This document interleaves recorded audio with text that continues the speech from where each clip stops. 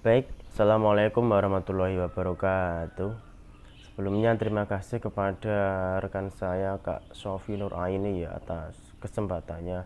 Jadi di sini saya akan memaparkan dan menyampaikan apa dan bagaimana makalah yang telah kami susun sebelumnya, yaitu dengan mengangkat tema perkembangan filologi di Nusantara.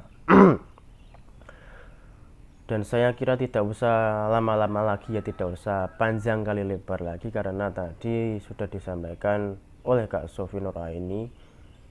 Dan sekarang kita akan langsung masuk ke pembahasannya saja, yaitu bagaimana perkembangan filologi di Nusantara.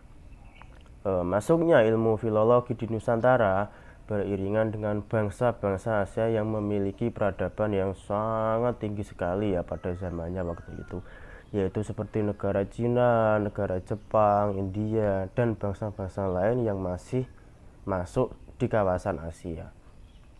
Dan sejak bangsa-bangsa tersebut mengenal huruf, sebagian besar kebudayaan yang diadopsi oleh mereka itu mereka tulis dalam bentuk naskah ataupun semacam dokumen yang mengandung informasi mengenai kehidupan mereka pada masa lampau.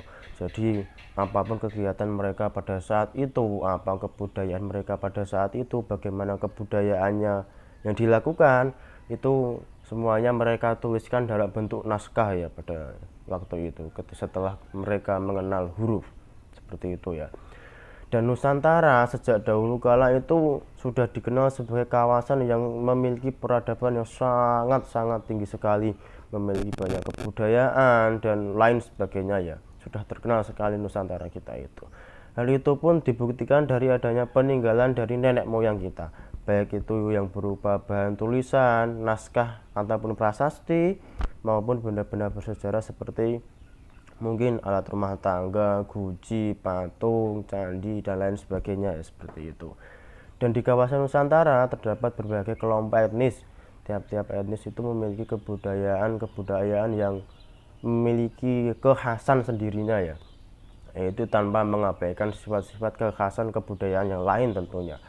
Dan Nusantara itu memiliki kekayaan naskahnya itu dibuktikan dengan adanya jumlah koleksi yang terdapat di berbagai kebudayaan, seni kebudayaan, studi kebudayaan timur dan barat. Berikut ini akan sedikit saya jelaskan ya, bagaimana sejarah filologi itu berkembang di Nusantara. Dan karena sejarah itu pasti ada tahap-tahapannya ya, seperti itu. Yang pertama yaitu naskah Nusantara dan pedagang barat.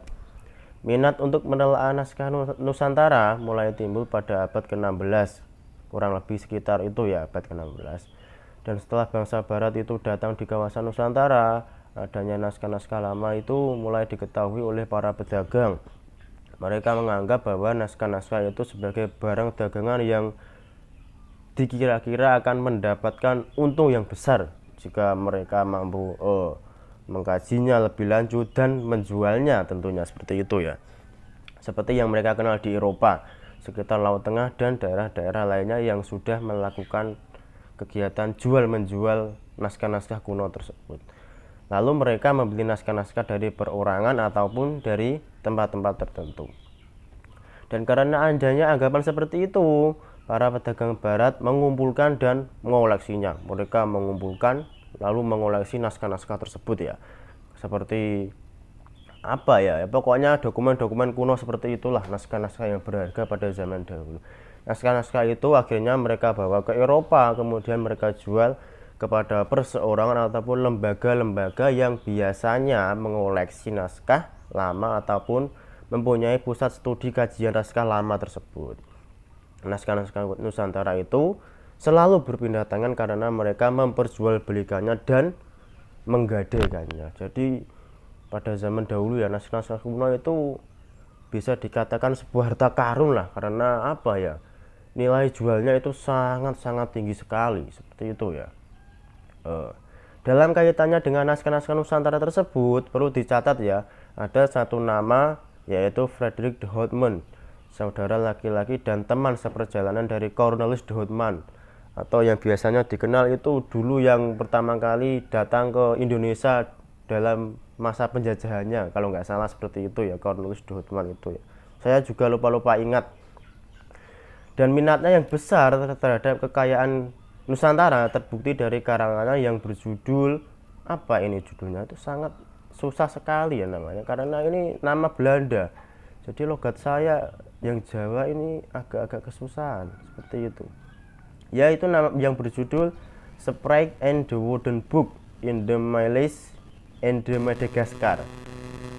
Dan buku ini itu terbit pada tahun 1603.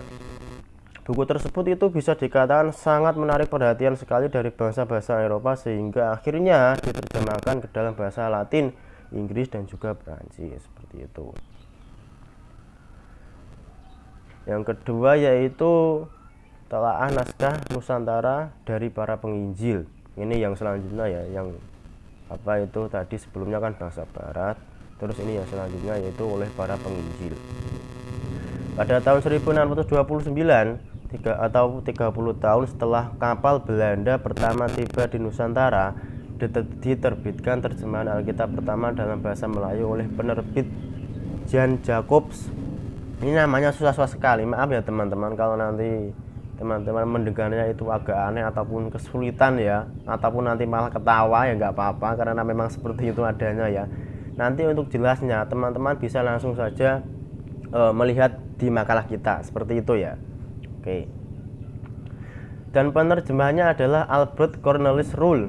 Buku tersebut berjudul Het New Testament in Nederduits en de Malay na de Griekser Weerhut over Jes Jangtismen, kepada bahasa Hulanda dan bahasa Melayu seperti Jang Adilan, bangsa Greku, dan lain sebagainya. Susah sekali ini namanya. Oke. Dan karangannya itu memperlihatkan bahwa pengetahuannya tentang naskah-naskah Nusantara itu sangat luas ya, bisa dikatakan seperti itu.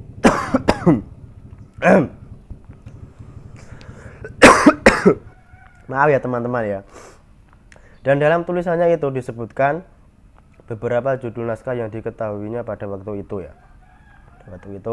Dan kemahirannya berbahasa Melayu, walaupun bahasa Melayunya rendah, bertujuan untuk menyebarkan Bible dan menerjemahkannya agar lebih mudah dikenal oleh bangsa Nusantara pada saat itu.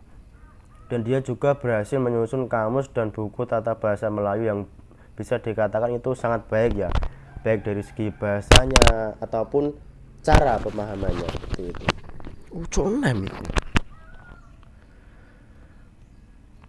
Dan agar pelaksanaan tugas tersebut berjalan lancar, Suner bergaul dengan para penduduk Jawa dan membaca naskah-naskah Jawa untuk memperlancar kemampuan berbahasa Jawanya. Dan tujuan mereka ini bukannya tanpa alasan, mereka mempelajari bahasa Jawa itu supaya mudah berinteraksi dan bergaul dengan bangsa Nusantara pada saat itu. Selain menerjemahkan, dia juga menulis tata bahasa Jawa yang berjudul Provener Javanes Spraakkunst. Buku tersebut itu dicetak kurang lebih pada tahun 1930 ya teman-teman. Dan di dalam buku tersebut terdapat teks dan terjemahan cerita Jawa dan beberapa surat bahasa Jawa, tentunya sebagai bahan bacaan para penduduk di Nusantara ya, seperti itu. Dan pada tahun 1842 terbit pula kamus Bruckner yang lain yang berjudul England Wooden Book de Hollands English and Avandi's Talent, seperti itu. Saya kira cukup dari saya ya. Saya kira cukup apa yang saya sampaikan. Untuk selanjutnya ataupun materi selanjutnya akan dipaparkan ataupun dijelaskan oleh rekan saya yang satunya lagi, yaitu Kang Alwi Fahad. Kepadanya mungkin saya persilahkan. Terima kasih.